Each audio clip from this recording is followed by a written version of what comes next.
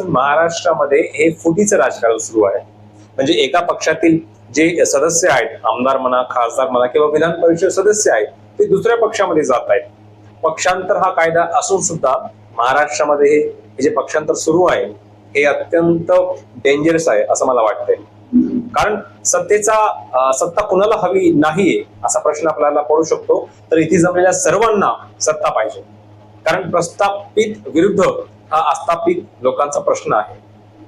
तर नक्कीच या संदर्भामध्ये जे काही पुढील घटना होतील किंवा या संदर्भामध्ये जी पुढील कारवाई आहे त्याच्यावरती आपण लक्ष देऊन आहोत. इथे आपण पाहू शकता की राज्याचे जे गृहमंत्री आहेत आर देशमुख हे आपल्याकडे येत आहेत. सर नेमकी काय परिस्थिती आहे? जे सत्ता परिवर्तनाचे जे लोकांचं म्हणणं होतं ते खरं ठरणार आहे का?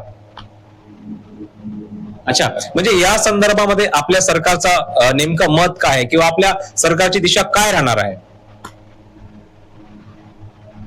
नक्कीच सर, नक्कीच.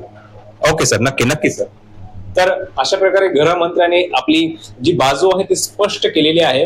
येणारा काळ हा कसा असणार आहे या सर्वांकडे महाराष्ट्राचं लक्ष असणार आहे.